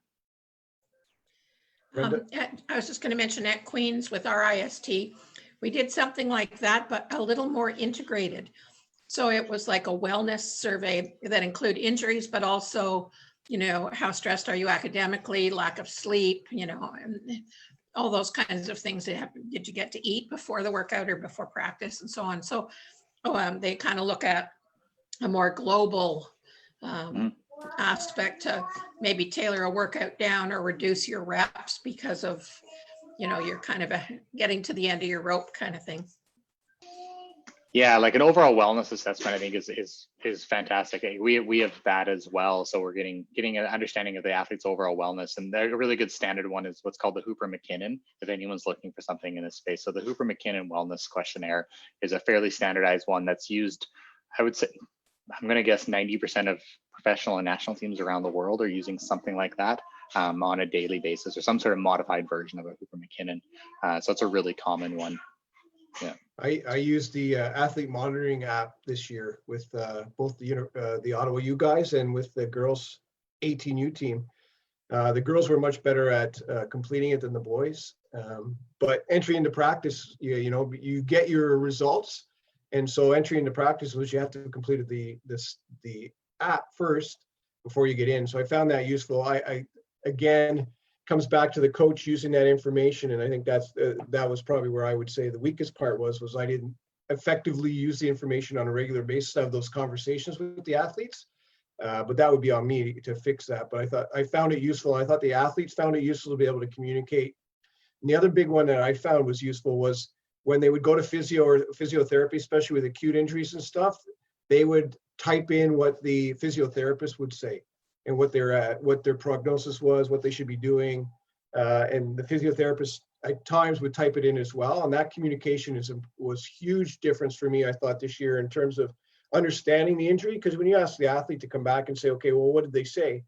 And they give you, I hurt my back. Well, okay, but what does that mean? Where are you at type thing? And I think that type of information was very useful. And I found I used that quite a bit. So I was happy with that side of it for sure, especially with concussions. That helped because they would see a doctor, the concussion protocols, it was there and they were able to put stuff in. And then also just the concussion baseline testing, they had that in the app as well. So they would do that previously as well. So that I would be able to monitor that as well. So that was helpful. So technology is allowing us to do a lot of these things now that we couldn't do when we were our younger coaches. Well, not you, but Brendan and I. I'm getting up there. Any other questions with injuries in terms of chronic injuries? Yeah, go ahead, Brett. I think this is veering a little bit away from chronic injuries. I listened to your presentation, I think you did for Volleyball Alberta, on acute chronic workload and managing that in a seasonal plan. And I started thinking about, for university athletes, the mental stresses that they have at certain times in the year. And I was wondering if you had any insights into how does the mental fatigue tie into potential chronic or potential acute injuries, and how do we go through the process of preparing a good YTP that will help us manage manage that and tie that in. It's a really, really good question, Brad. It definitely plays a factor. Having done some coaching at the university level and seeing how athletes are doing during their exam periods, what we've found is primarily it's often, well, at the university, we found a lot of athletes had increase in lower back issues. They spend a lot more time sitting at desks and actually studying as opposed to pretending to be studying and lounging on their phones. So yeah, so low back issues, we actually saw flare up, and it was really related to both midterms and final exams at the university level. So I think it's a factor.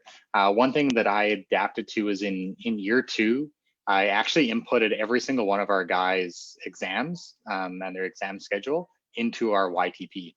So I had an understanding of both frequency, so how many athletes they had a midterm that week or a final exam that week, and it was twofold. One was to understand the psychological fatigue and stress that might be on them, but then also to recognize that they're probably not going to be sleeping as well, no matter what they report to me.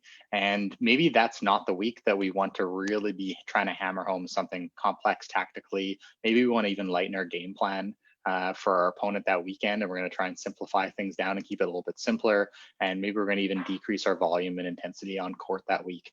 So trying to adapt what we're doing in our sporting context to take into account the realities of their situation. So those are a couple of things we played with, and I don't know if they worked or not, but Nice. that was, but I think it's a really astute observation, and it's something we've seen with, I was doing some work with the swim team at UBC, and they're interesting because they log every single practice, and they know exactly how far everybody swam, and they know exactly how far, what the splits were and everything else. And what they found was that every single athlete essentially if they had more than 2 midterms within a week, they could almost predict like a 10% drop in performance. And it was just, you could literally just tie it into their academic schedule. So they've seen that as well in that sport, and being able to monitor it and see it a lot better than I have. And then the other one that they saw was that the rating of perceived exertion that they collect, which is essentially how hard was that practice, rating of perceived exertion goes up with the exact same practice, just because of the fact that they had exams going on at the same time. So, yeah. I know for at the high school level, it's the same thing. We definitely see don't try to teach anything new during exam time, because you're repeating it 2 weeks later anyways. So it's a matter of just, okay, let's have fun. Maybe look at, how do we incorporate some physical literacy stuff, right? And some fun things outside the box, keep it fresh, keep it light, because you're not gaining anything by, you're just repeating everything you're going to try to teach them anyway. So you might as well just do it for fun and let the stress of exam time get over. The other issue we have at high school is, especially at the 18U level, 17 and 18U level, is recruiting is one. So that's stress of getting signed, and then stress of going to university, applying for university and waiting for your acceptance. Those things come out too, and you can see the athletes that have early confirmation of where they're going. Their smiles on their faces and their jump in their step is a lot different than those that don't have acceptance to a university or don't have a program to play at yet. And that's a big dynamic that coaches have to deal with at the 17 and 18U level for sure. It's quite interesting. Yeah, Brad, I was just going to add, from my experience, my few years of post-secondary, I found pretty good success by, I didn't want to, there's something to be said for maintaining a certain load, because if you have big highs and then nothing and highs and nothing, I think you're more likely to get injured. And Kerry, you can confirm that or not, but some consistency in the training load. But I would tend to, on purpose, make it more fun, more competitive, add some music, just, make it a little bit less sort of demanding perfection based, still some volume, but I did find that the athletes responded and practice was more productive in that context at the heart of, it's a bit tapering too, but not quite as dramatically as giving them a day off. Or, yeah. Agree, for sure. So that sort of leads you into the next topic, though, Kerry, was the overtraining and how we're dealing with that. I know you brought up the perceived exertion question. I think that you can talk more about that and the implementation of that. Yeah, I mean, one way we can assess, I mean, it's really one of the hardest things to do in sport without real sophisticated measures, and even sophisticated measures can be tricked, is to understand when an athlete is in a state of overtraining.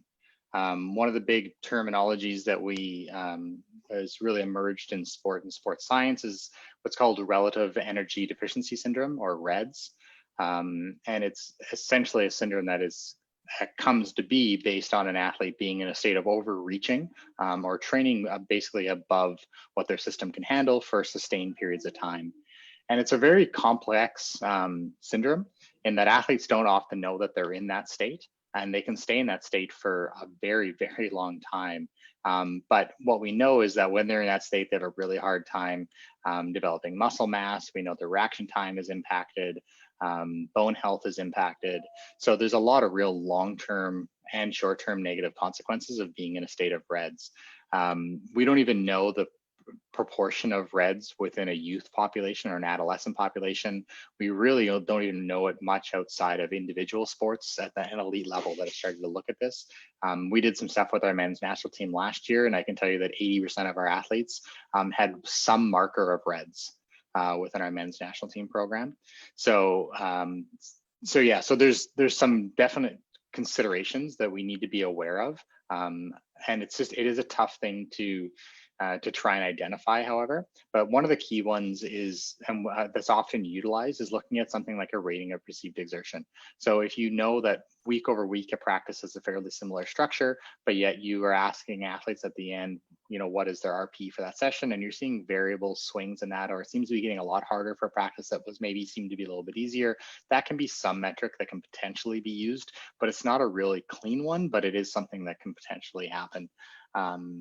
So it's a tough piece to get at. One of the other ones is willingness to train. At the end of the day, sports should be fun. And often when athletes get into these states, it can have some real have REDS or just overtraining in general, is there can be some real psychological consequences. And one of it is they just don't want to keep going to practice anymore. And they just don't have that real drive and that desire. So just having an understanding of an athlete's willingness to train can be somewhat of a simple subjective assessment process that can be looked at. But again, I'm by no means an expert in this space. I'm very fortunate I get to work with people that are way more experts in this, and I'm fortunate that I get to work with things like blood samples and to try and identify biomarkers and do DEXA bone scans and look at bone mineral density health, and to try and assess whether or not our athletes are in states of REDS. But even something as simple as if you have an athlete with a stress fracture, it's not a bad idea to take as an assessment and really pull back and be like, is that an athlete that was maybe overtraining? Are they an athlete that are on the school basketball team and the dance team and the volleyball team and whatever else? And it's like, is there just a lot going on? And maybe that athlete was training above their tolerance.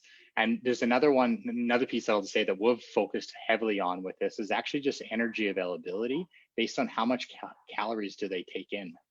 So a fairly simple assessment is to try and just look at like how many calories are they consuming in a day from a caloric intake versus how many are they burning, how many are going out the other end.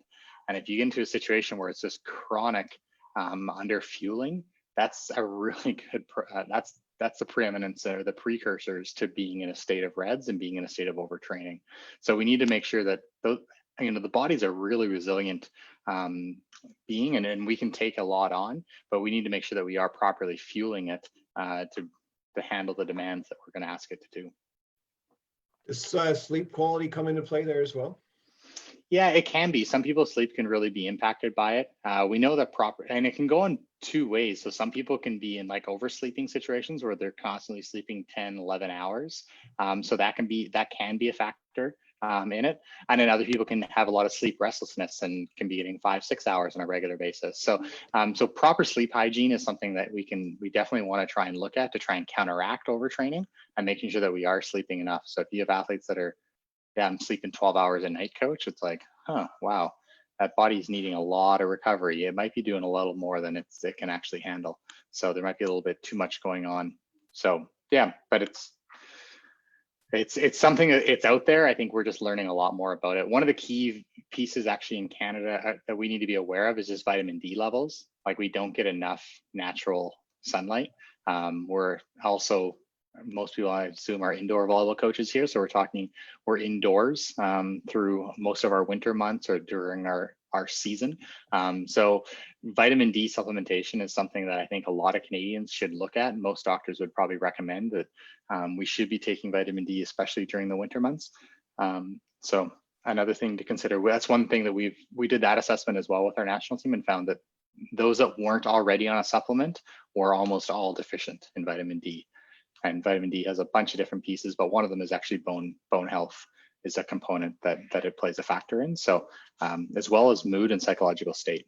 So another one to be considered. Right. Is there any simple tests or activity that we could do to simply test that as well? I know like Dave Preston used to use, or maybe still does, is a vertical test after tournaments. And if you're not making your baseline, then it's a saw indication as well. Chris Schwartz has talked about using just grip strength as an indicator. Yeah, and I would actually say both are possible ones. I don't know as much about grip. Like, grip strength could definitely possibly work.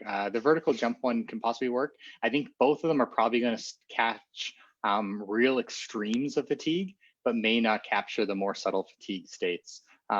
So I think both are definitely possible ones. Reaction time is going to be one of the first things to go, because our neuromuscular system is going to be impacted before first. Our ability to react and quick reactions is something that's going to be impacted first. So force plates is something that's looked at often right now with fatigue, and looking at our rate of force development. Similar to what I talked about earlier, athletes can maybe still jump as high. So on Dave's test, they might still be able to touch the same spike touch, but just their mechanics are going to change. They wouldn't be quite as, the amount of time, the force curve would be longer, but the maximal arc on the curve would still be the same. So yeah, it can be a challenging piece to try and capture in a measurement or an assessment piece. So I think psychological aspects are something to really be considered of. I think caloric intake aspects are another one to be considered. And educating both parents and athletes on these pieces, I think, is an important steps that we can look at trying to take. Developing the trust factor, right, between coach and athlete, so that they don't feel they're being punished when they say they're fatigued. Yeah, absolutely. I think it's a valuable piece. Cool. All right. Does anybody have any questions, follow-up questions with Kerry? TikTok.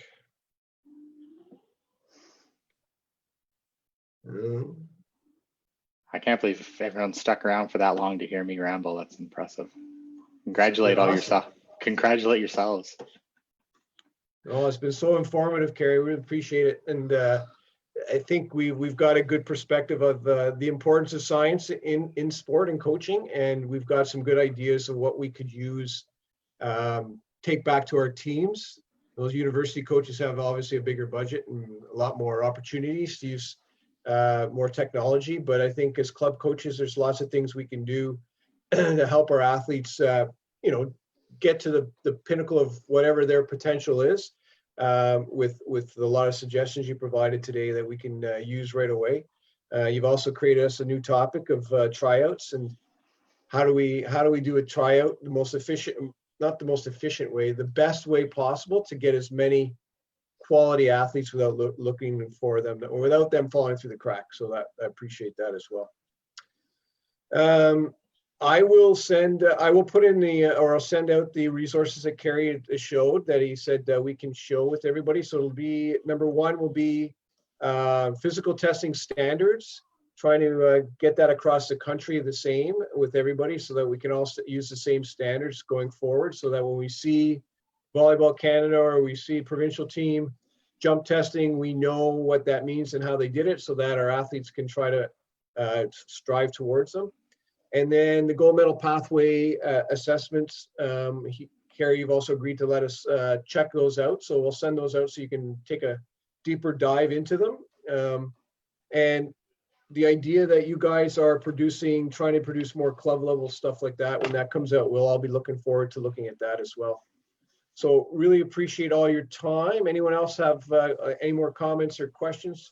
Brenda, you got one? Go ahead. Yeah, this is silly, but is the training in Gatineau that's going on, is it closed because of COVID? It is closed, yes. Okay, thanks. Yeah. Yeah, the venue, the facility itself is actually closed except for us. We're the only users that are allowed to be in there right now. Makes sense. Okay, thanks. Yeah. Good. We do have a multiple camera system with a stream. I'm sure if you talk to Lionel, he might be able to send you a link. You might be able to watch practice remotely, but but no one can be in. Yeah. Awesome. All right. Well, thanks everybody for coming out. Just a reminder, next week we've got Kyle Paquette coming out, who is Volleyball Canada's sports psychologist. He also is sports psychologist for many other Olympic teams and individuals as well. I've worked with him the last year and a half, and also previously with the Mavericks because he was helped initiate one of their first mental training programs club-wide. And I also work with his wife, so I have a connection with him to get him on. So that's why he's available for us at this time. So hopefully we'll get you all out. We'll follow up with our gold medal standard or pathway with Kyle on the mental side of it, and try to get into emotional, social emotional learning as well, and how we can help our athletes on that side of it. Again, Kerry, thank you very much for taking your time away from your children. We really appreciate it. It's been really worthwhile. For everyone that's online, this will get posted on Facebook, or is being live on Facebook now, but it'll stay up there so you can send your coaching friends to it to check it out. Same with the original one. And it'll end up on YouTube as well, so that we can keep spreading the word and keep everyone going forward in terms of helping our athletes reach their full potential. So thanks again, everyone. Enjoy your week. And we will check in next Monday. Oh, Brad, you want to? Colin, I have another question for Kerry that's totally unrelated to any of the stuff that we've talked about. Sure. Do you mind if I ask? Kerry. You got 10 minutes. Kerry, is that cool? So. We're good. Go ahead. Amazing. So this is more of like a personal question. I guess like for coaches in Canada, type of recommendations would you have in terms of additional learning as we continue to coach in Canada, like going through the NCCP stuff and going through like the performance coach process, and then looking into the advanced coaching diploma. Any recommendations from yourself on like, how to continue to grow and develop as a coach? Is advanced coaching diploma a good way to go? Is a master's a good way to go? Pursuing a PhD at some point? Kind of know your path. Don't do a PhD. That's just horrible torture. I would say, I mean, the NCCP system is good and it's only getting better, in my opinion. I think there's lots of improvements happening there. The advanced coaching diploma or a master's program, I think there's a lot of really good ones in Canada. I teach, I should say, within the UBC one right now, but I did the UVic one, and there's others that are out there and international ones that are good as well. But I think the one piece that I've learned is there's just no replication for having other mentor coaches that you can work with and being able to go into other people's gyms. No formal education can really replace that. So if there's the most important piece that I have learned is that, being in other coaches' gyms, seeing them coach in their environment, seeing the challenges that they're facing on the day-to-day basis, then having someone that you can then go back to and be like, hey, I'm really struggling with this, or our team's struggling with that. How should I handle this? So setting up like a formal mentorship plan or process with some coaches. And I think just the one thing you realize is I have never been turned out of a gym. Any gym I've ever asked to walk into, I've been allowed to enter into it. And I think our sport is really awesome that way. And I spent a lot of time in Ben Josephson gym when I was coaching at UBC, direct competitors.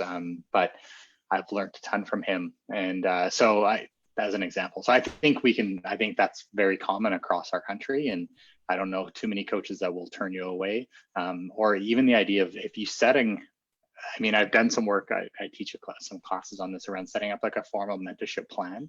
So what areas do you want to get better at? Actively going out and finding who are people that are really good in this area, approaching them with like, hey, I really want you to be a mentor for me in my coaching development. And it's because I want to get better at this area. I know you're really good in this area. And if you approach anyone with a real clear understanding of, hey, I want to get better in this area. Would you be willing to help me? I think you're going to find that there's very few coaches that would say no to that. There's a lot that would want to try and help. And just the clearer the understanding and the expectations are, the more likely they are to probably say yes. So those would be the big ones for me. But as I say that, I think the foundational understanding of formal education is a valuable one. I don't think you need a PhD unless you got some burning desire for pain. But no, it's PhDs Awesome. are good. PhDs are good if you got a burning question. If you have one question you really want to hammer into, and there's a good situation, there's just a lot of things, in my opinion, that need to align to make a PhD make sense. So, yeah. Cool. Yeah. Thank you. Hope that helps. Definitely. Cheers. Okay. Thanks everyone, and thanks Colin for having me. And my email's on the website, or it's kmacdonald@volleyball.ca.